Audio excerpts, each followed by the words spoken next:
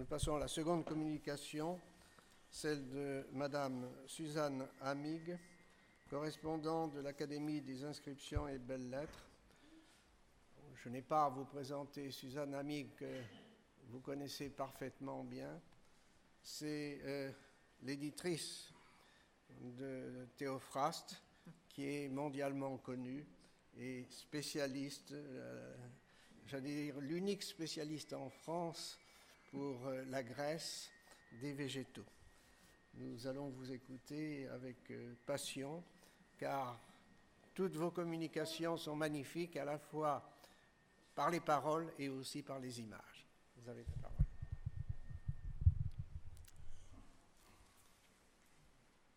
À vouloir faire entrer mon sujet dans les limites strictes d'un colloque intitulé « La Grèce dans les profondeurs de l'Asie », je devrais me borner à évoquer les plantes et les produits végétaux que les Grecs découvrirent quand certains d'entre eux, soldats, commerçants ou savants passionnés de découvertes nouvelles, quittèrent les rivages méditerranéens pour pénétrer au cœur de l'Asie. Mais les acquis récents de l'archéologie, et en particulier de l'archéobotanique, ne permettent plus de négliger une réalité aujourd'hui patente. Sous la forme de ces produits végétaux, l'Asie s'est introduite, sinon toujours jusqu'en Grèce, du moins dans le Proche-Orient méditerranéen, bien avant que les Grecs n'aillent observer dans leur milieu naturel les plantes asiatiques les plus originales ou les plus utiles. C'est donc de ces acquis que je traiterai principalement, en réservant pour une sorte d'épilogue le rapide portrait tracé par nos auteurs classiques de quelques espèces emblématiques de ces marges orientales du monde grec qui ont déjà été largement étudiées par ailleurs. On passe à la suivante. Comment passe-t-on à la suivante? Ah, bon, merci. Alors, la première partie de mon exposé est intitulée, non mais c'est avant, le titre général, est intitulé « Quatrième millénaire », ce qui remonte vraiment très haut, jusqu'au 5e siècle avant Jésus-Christ. Arrivé au Moyen-Orient et en Méditerranée orientale de produits végétaux asiatiques. Le premier point que je vais traiter, voilà, ça c'est le titre général, c'est celui qui s'est affiché. Le premier titre partiel, le voici, du poivre dans la momie de Ramsès, qui a été confectionné, si on peut dire, en 1213 avant notre ère. Vous voyez que nous faisons un grand bond en arrière par rapport à l'archéologie de la Grèce classique. En 1976, l'égyptologue Christiane Desroches-Noblecourt, préparant l'exposition Ramsès le Grand, a fait venir en grande pompe du Caire à Paris, pour un traitement d'urgence, la momie de Ramsès II, menacée de destruction par une invasion fongique qui nécessitait sa stérilisation aux rayons gamma. Mais vous comprenez bien que pour traiter un personnage aussi illustre, les scientifiques ont commencé par procéder à des séries d'examens radiologiques. Et ceux-ci ont révélé dans le nez du souverain de nombreux corps étrangers ronds et noirs. Sur la radio, évidemment, ils apparaissent ronds et blancs, mais vous voyez leur grand nombre dans le nez de cette momie. Se pose donc alors un problème: d'où venait ce poivre? D'autant que ces quelques graines n'étaient pas isolées, d'autres exemplaires se trouvaient mêlés en nombre important au remplissage de la cavité abdominale de la momie éviscérée. L'analyse qui a été faite par les spécialistes du musée de l'Homme a révélé qu'il s'agissait incontestablement de grains de poivre noir. C'était une découverte majeure pour l'histoire des relations commerciales entre un lointain Orient et les pays méditerranéens. Le poivre noir,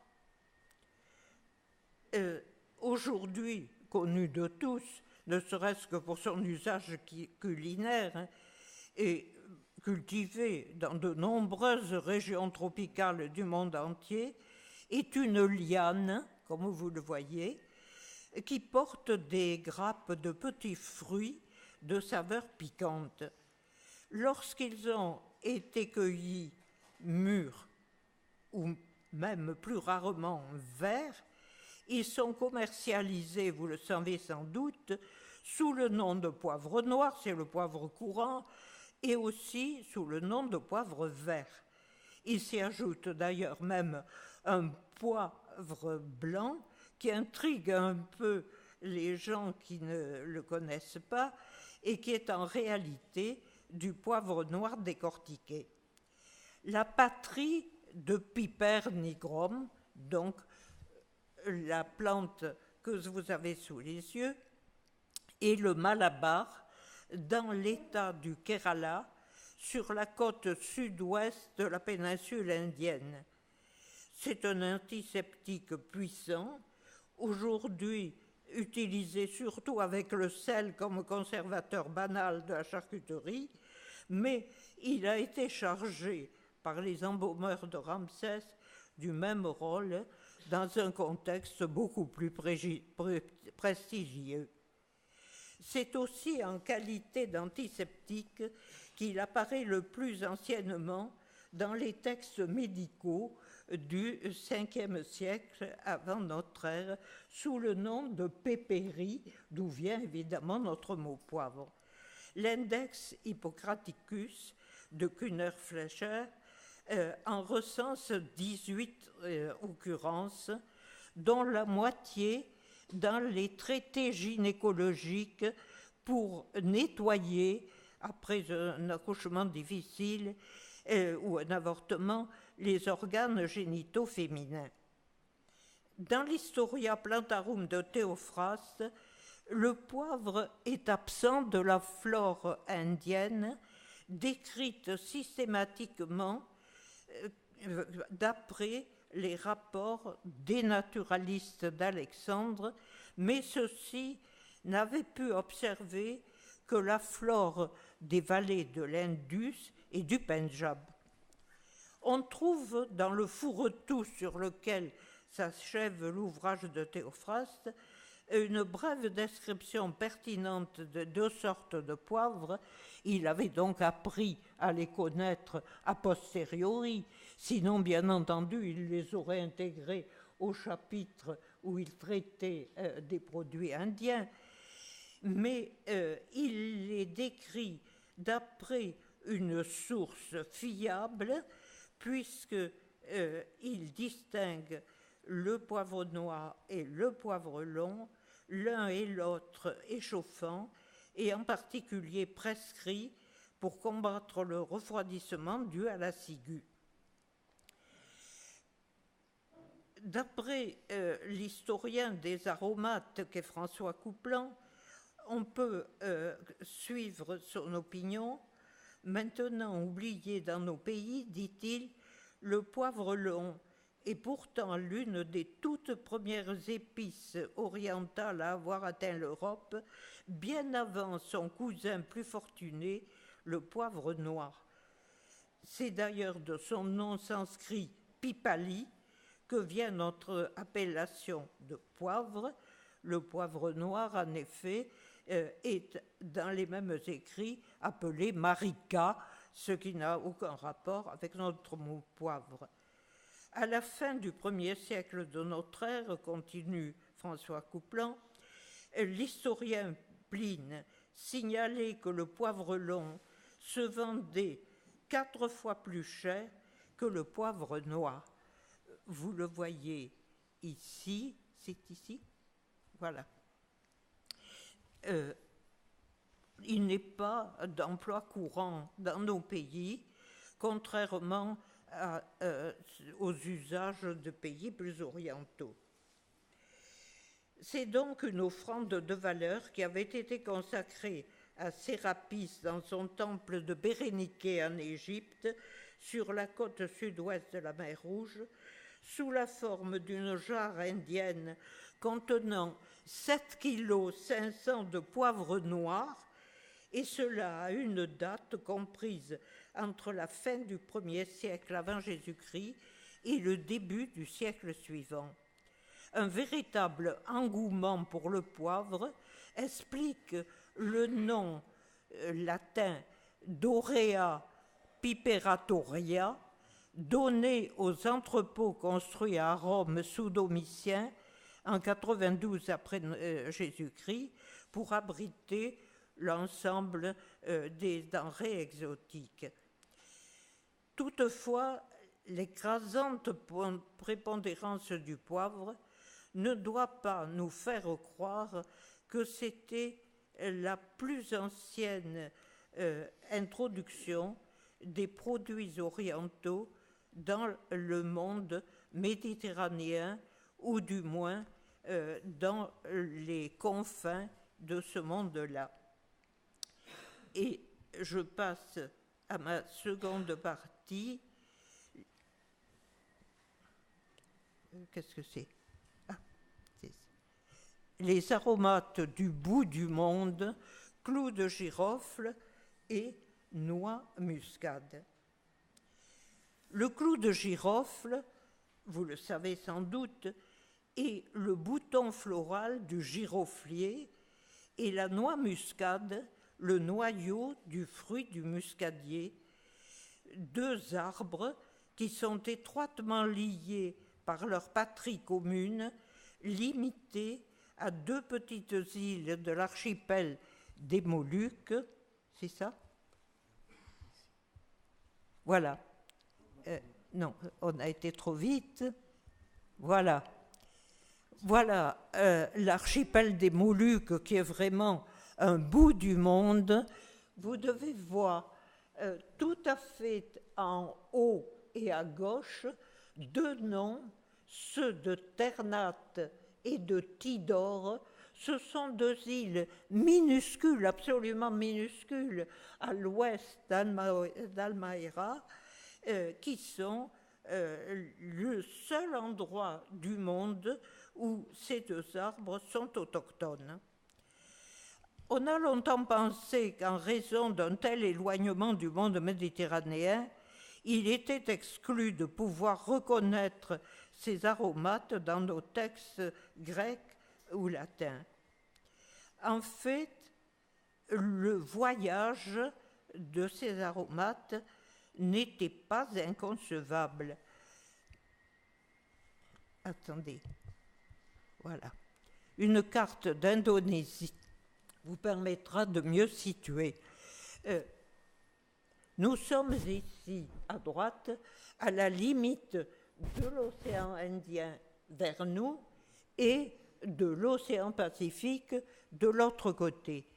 Vous devez repérer les petites îles dont je vous parlais. Il y a peut-être une flèche lumineuse qui s'est égarée quelque part.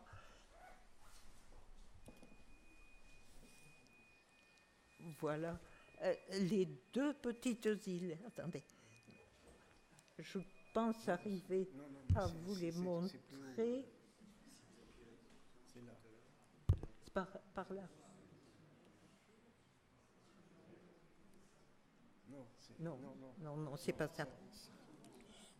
C'est pas ça. Non, c'est pas ça. C'est pas ça non plus. C'est la suivante. Et c'est... La suivante? Tout à fait, tout à fait. Non, là on a été... Ah, c'est ici. Oui, mais il faut remettre en arrière. Voilà. Remettre en arrière d'abord. Non. Oh, voilà. Alors, ça c'est en arrière et ça c'est... Non, plus haut. Le point rouge. Là. Là, plus haut. Non, plus haut. J'espère arriver à les situer. Non, vraiment, je ne suis pas douée pour cet exercice. Je vous prie de m'en excuser. Voilà. Monsieur Joanna est plus doué que moi, fort heureusement. Voilà. Et donc, vous voyez que ces deux petites îles, vous voyez Albaera, là-bas, tout à fait au fond, cette île un peu biscornue, et les deux petites îles, Ternat et Tidor, sont à l'ouest. Enfin, de toute façon, ça n'a pas d'importance, parce que vous pouvez remarquer que depuis ces îles-là, jusque ensuite à l'extrémité de Sumatra, ici, le parcours était jalonné d'îles. Par conséquent, même à une époque très ancienne, une navigation de cabotage n'était probablement pas impossible. Une fois franchie la pointe de Sumatra, il s'agissait de longer les côtes de la mer d'Andaman pour atteindre le delta du Gange, d'où partait par voie terrestre ou par voie maritime une partie du commerce des aromates. Donc la jonction était faite. Même en l'absence de preuves formelles, la plupart des spécialistes ont reconnu la noix muscade dans un produit que Théophraste nomme comacone et distingue en ces termes des aromates plus usuels. Voici ce qu'il nous dit. La plupart des matières parfumées ou bien sont apportées de l'Inde et envoyées de là-bas par mer, ou bien proviennent d'Arabie. Ainsi, outre le cinnamome et la cannelle, également le comacone. Mais il savait fort bien que le cinnamome et la cannelle étaient des écorces aromatiques. Donc, il continue, mais le comacone, ce serait autre chose, un fruit. Et cette autre chose entre dans la composition des parfums les plus raffinés. Fin de citation. Cette description s'applique parfaitement à la noix muscade. Comme d'autres produits d'Extrême-Orient, elle transitait par... Voilà. Elle transitait par l'Inde et c'est le noyau du fruit que vous voyez ici. Ici, le fruit est intact, mais dès maturité, il va s'ouvrir et, photo suivante, voilà, vous avez la noix muscade qui est la noix brun foncé entourée du massis, de ce qu'on appelle le massis, une sorte de filet discontinu qui est rouge. Et d'ailleurs, si vous vous adressez à des commerçants en produits exotiques et que vous demandiez du massis, on saura très bien vous en procurer. C'est un produit qui a exactement la même saveur que la muscade, peut-être plus fin et certainement plus léger. Donc, la preuve archéologique qui nous manquait pour la muscade lui vient indirectement de son compatriote, le clou de girofle, bouton floral du giroflier. Nous passons à la photo suivante. Voilà, voilà donc le giroflier et ses boutons. Le clou est cueilli avant son épanouissement et séché au soleil. Peut-être me direz-vous que ce que je montre n'a guère la forme d'un clou. Patientez un peu, vous allez voir le clou.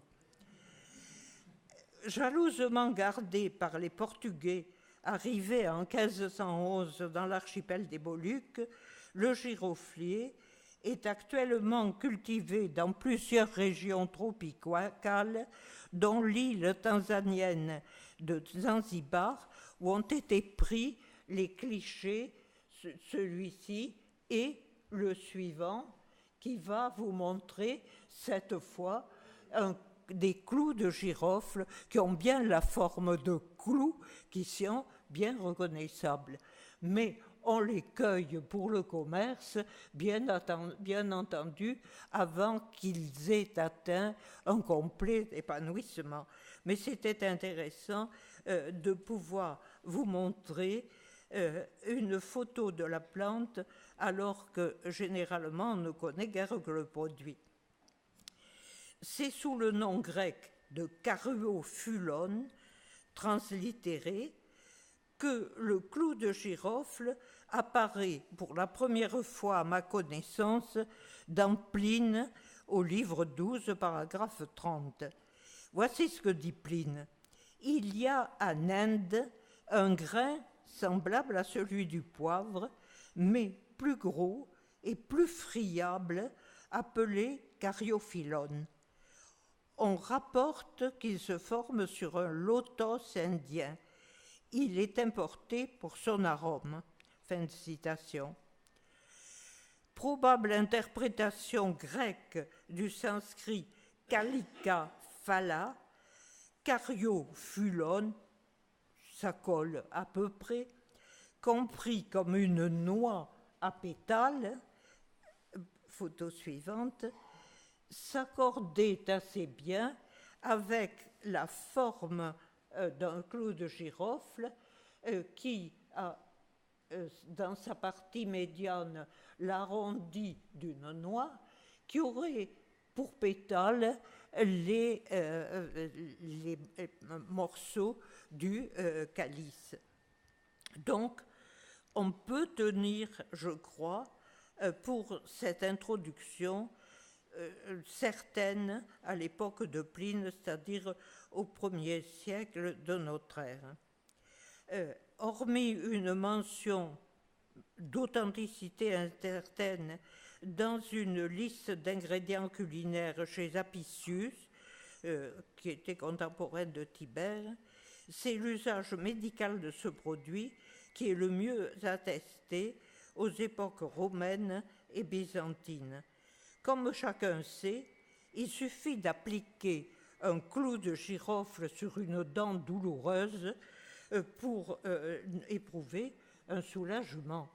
Cela n'avait pas du tout échappé aux anciens et suggère une explication possible du fait que Pline fait pousser le Caryophyllon in indica loto, sur le lotos indien.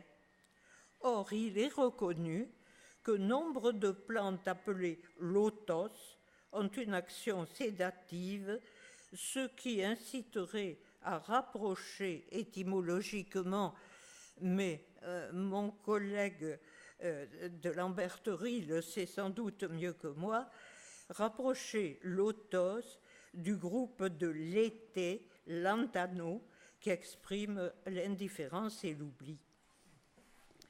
Mais c'est au domaine alimentaire des épices qu'appartient la plus ancienne attestation archéologique actuellement connue de l'importation du girofle dans l'arrière-pays oriental du bassin méditerranéen. Les fouilles de l'Université de Californie à Terqa, sur la rive droite du Moyen Euphrate en Syrie, ont mis au jour dans les ruines d'une maison incendiée, des tablettes d'argile cuites par le feu qui ont livré la comptabilité professionnelle du propriétaire, un agent immobilier nommé Puzurum. Cette comptabilité consiste essentiellement en actes de vente et d'achat de propriétés, ce qui ne nous intéresse pas beaucoup aujourd'hui, mais l'intérêt, c'est qu'elle comporte une référence au souverain régnant et que l'on a une bonne chronologie dynastique de cette région à cette époque-là. Et cette chronologie dynastique permet de les dater d'environ 1721 avant notre ère. Donc vous voyez, nous avons fait déjà un premier bond dans le passé. Dans la resserre de cette maison, excusez-moi, je suis d'une maladresse insigne.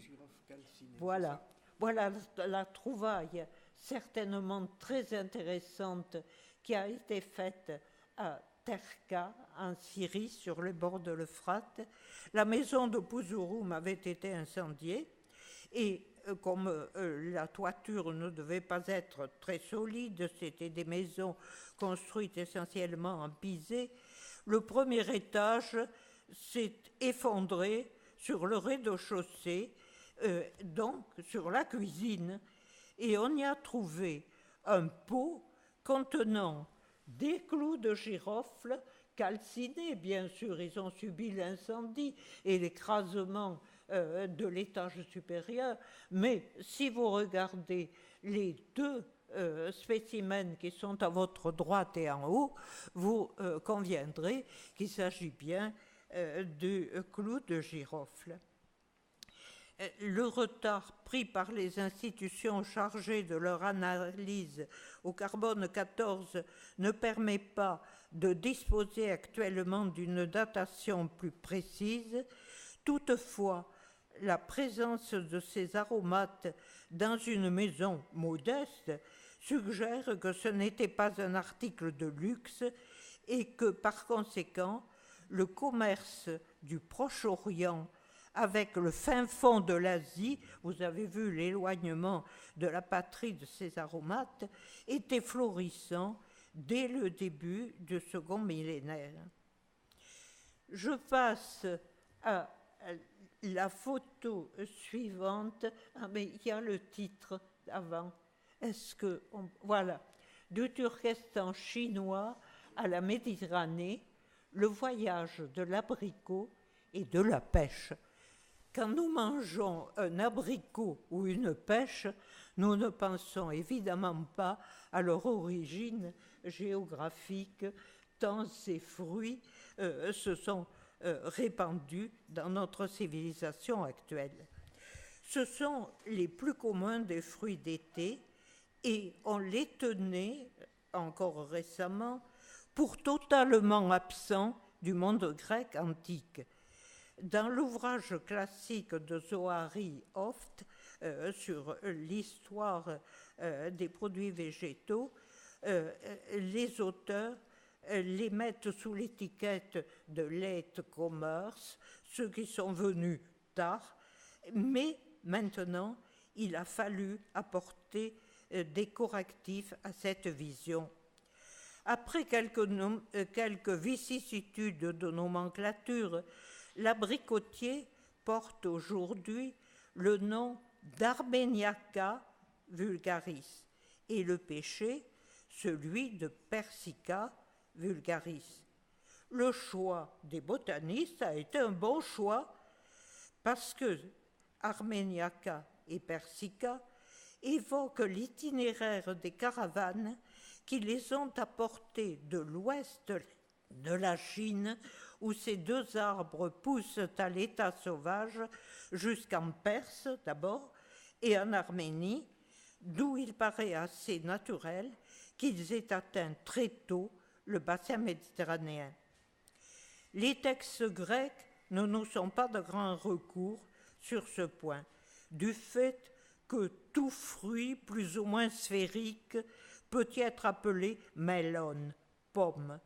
Et s'il provient d'Orient, il est qualifié de persicone, que la Perse soit son pays d'origine ou de transit. Ainsi, le cédra, qui est indigène en Indo-Malaisie, est parfaitement reconnaissable dans la pomme de Médie ou de Perse, to melon, to médicone et to persicone de Théophraste. Mais il ne peut pas s'agir du cédra dans ce qui nous intéresse, car Théophraste dit avec raison qu'il ne se mange pas. Et pourtant, son correspondant, au IVe siècle avant notre ère, Cléarque de Sole, cité par Athénée, place des perséias entre les pommes et les poires dans la liste, malheureusement hors de contexte, de desserts d'un grand repas. Si la scène se déroulait en Asie centrale, où Cléarque accompagnait Alexandre dans les années 330-327, la proximité du Turkestan chinois, d'où le péché est originaire, permettrait de voir dans ces perséias la plus ancienne mention de ces fruits. Mais ici encore, quand les textes sont muets ou presque, c'est à l'archéobotanique qu'il faut avoir recours. En Grèce même, dans l'île de Samos, les reliefs de repas rituels pris dans le sanctuaire d'Héra étaient soigneusement recueillis et enterrés dans une fosse scellée. L'analyse archéobotanique de ces vestiges a révélé la présence de nombreux restes végétaux mêlés à de la céramique du 7e siècle avant notre ère, ce qui permet une datation.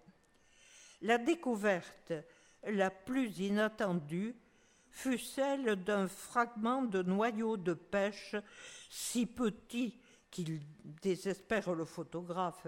Il mesure 4 mm sur 5.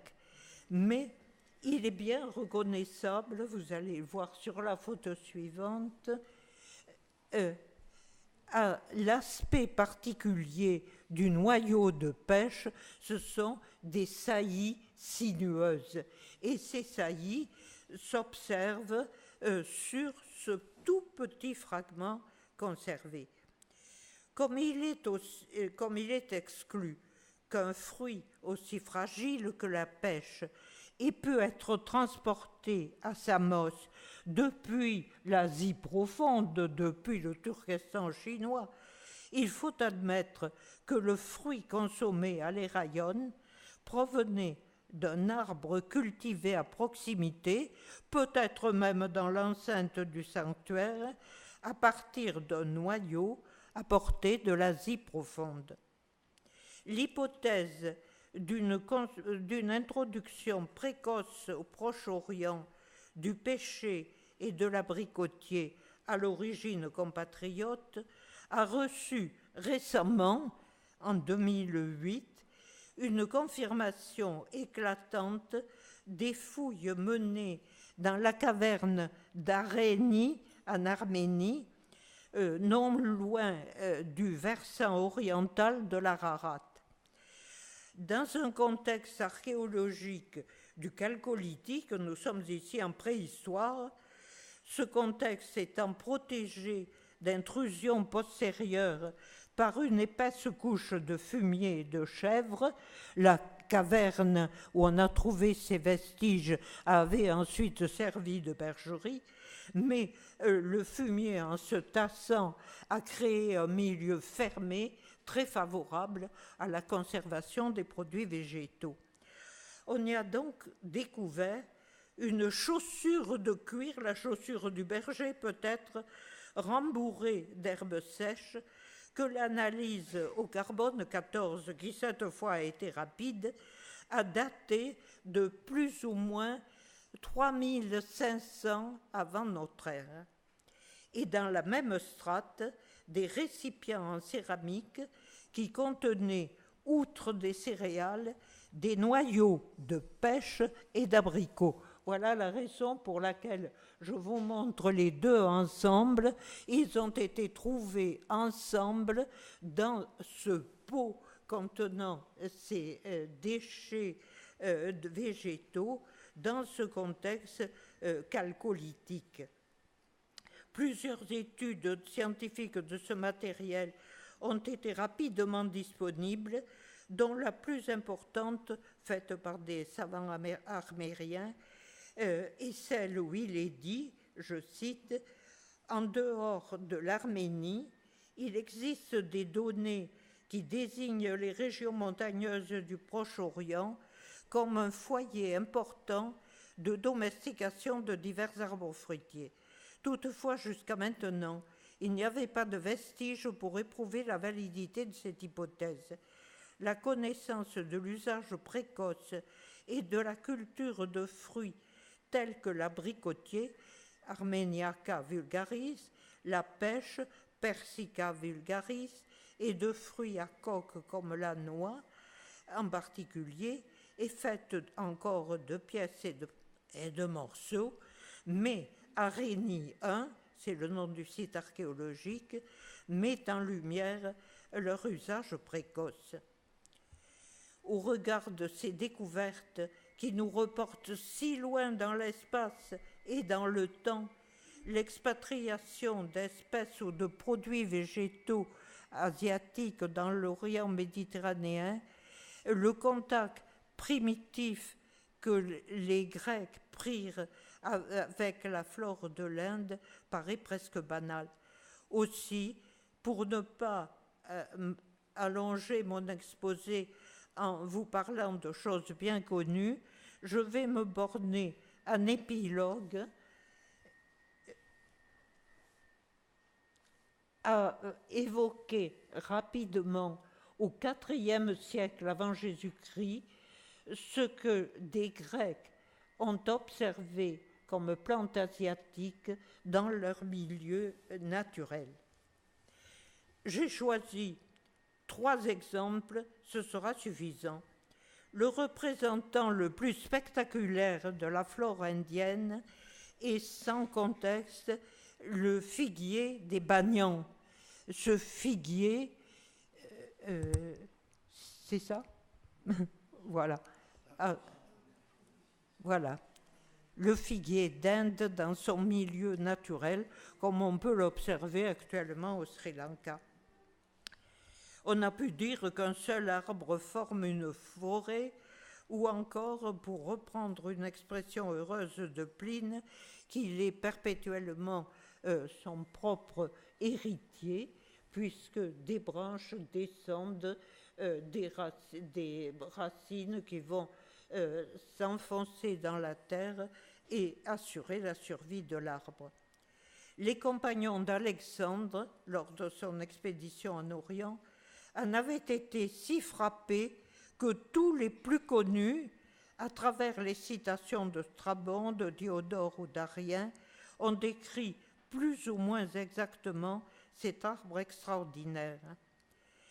D'après une source anonyme bien informée, Théophraste en donne le produit suivant que je vous cite parce qu'il est exemplaire de précision. Le territoire indien possède ce qu'on appelle le figuier d'Inde qui, chaque année, émet de ses rameaux des racines pendantes. Elles se forment non sur les rameaux jeunes, mais sur ceux d'un an et davantage. Quand elles touchent terre, elles forment comme une claire-voie circulaire autour de l'arbre qui devient ainsi une sorte de tente où l'on passe le temps. Les racines en formation se distinguent parfaitement des pousses car elles sont plus blanches, tortueuses et généralement dépourvues de feuilles. L'arbre porte vers le haut une frondaison opulente, sa silhouette générale est bien arrondie et sa taille fort élevée. Son ombre s'étend, dit-on, sur 2 stades, ce qui fait environ 360 mètres. Cela permet de comprendre que l'ombre du Banyan était dès l'Antiquité et reste encore le lieu de vie des villageois indiens. Mais c'est le riz, merci, c'est le riz qui a, vous le savez parfaitement, pour tous les peuples du sud-est asiatique, une importance vitale. Cette importance a déjà retenu l'attention des informateurs de Théophraste. Les Indiens sèment surtout ce qu'on appelle le riz, et je vous donne le nom grec, to kaloumenon oruzon. La prochaine fois que vous achèterez ou que vous mangerez du riz, vous penserez peut-être à l'étymologie ancienne que Théophraste avait su recueillir. Ils en font leur bouillie. Celle-ci ressemble, non, celui-ci, c'est le riz, ressemble à notre amidonnier et une fois mondé, on dirait du gruau, mais il se digère bien.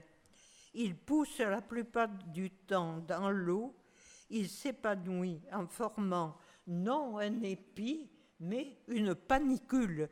Théophraste était botanique, pour lui une panicule ce n'est pas un épi, et il a raison. Pour terminer sur l'évocation pittoresque de l'espèce encore anonyme en grec, qui est pour nous le bananier, voilà, le bananier, vous le connaissez. Peut-être n'avez-vous à peine remarqué la structure lacignée en lanière des feuilles un peu anciennes. Bien sûr, c'est une feuille très importante, très longue, mais très fragile en même temps. Les anciens l'avaient remarqué. Et Théophraste nous dit, il existe aussi un autre arbre dont la feuille allongée ressemble aux plumes d'autruche que les Indiens mettent sur leur casque et mesure environ 2 coudées de longueur. 2 coudées, ça fait 88 cm. Ne taxons pas Théophraste d'exagération. En réalité, une feuille bien développée de bananier peut atteindre 2 mètres. Cette mention des grandes feuilles lacignées, caractéristique de l'espèce, a l'authenticité des choses vues. Une phrase de conclusion toute simple, malgré leurs lacunes, les observations consignées sur place par les naturalistes grecs ont fait faire des progrès décisifs à la connaissance antique de l'Orient. Dès lors, le mythe, longtemps vivace dans l'Antiquité, de l'Inde, pays des merveilles, entre guillemets, a définitivement vécu.